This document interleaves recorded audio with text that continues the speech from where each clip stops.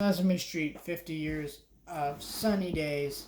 Now, this was an ABC hour and 26-minute special that came out yesterday at the time of recording this.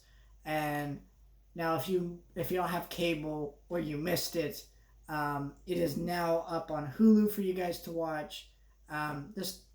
This is I kind of find this interesting. It aired on ABC because if you don't know, like a lot of the streaming rights for Sesame Street are on HBO Max, which is part of the reasons why HBO Max is actually doing so well. I think a lot of families get HBO Max because of the rights to Sesame Street. They're a big franchise. It's like all the stuff, and it's hard to think about that. Sesame Street now is 50 years old. This was a show that I was watching when I was in diapers, and then we're talking about a show that was also around when my father and my mother were both in diapers, and um, this is one of the greatest kids programs of all time. I think that as years go on, these people get better at addressing certain topics that maybe in years past they were afraid to tackle before. I think, like, for example, a lot of what Sesame Street does now is they, certain characters they'll introduce. Like Julia was the newest one, I believe. Um, you could correct me on that if I'm wrong in the comments down below. So be sure to correct me if I'm wrong on that.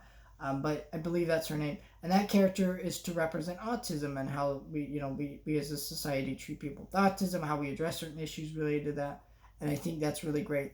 And this documentary, it just talks about the love, the ambition that went into creating something. It relives so many classic moments throughout its history. I think if you're a huge Sesame Street fan, you gotta watch this.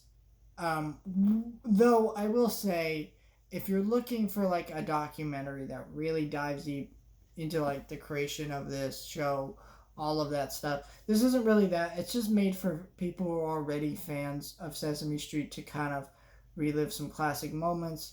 Go over some like facts and interesting moments that they may love. But I don't think this is a great documentary in terms of like, wow, I learned so much. There's so much different. If you want like a really good Sesame Street documentary, there's one. I think it's Being Elmo. I think that's the name of it. That one's a really good one. I think it was on Netflix for a long while. I don't know if it's still on Netflix, but that one is a really good documentary about the guy who played Elmo for many years. There have been multiple people who've done it, but he was very he has an interesting story. I Am Big Bird is another good one about the actor who played Carol Spinney and his life and what kind of how he's a very interesting puppeteer and his story is really interesting.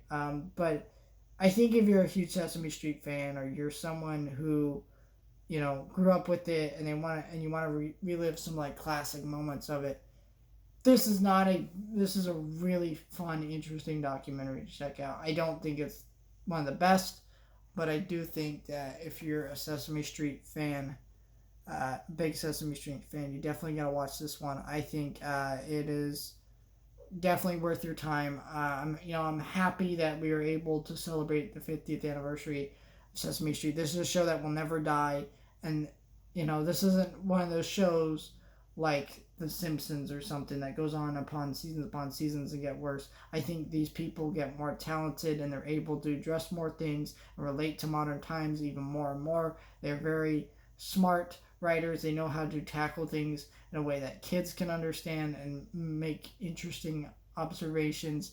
And I think it's important that kids have shows like this because they simply will never get back to making amazing television like this for children.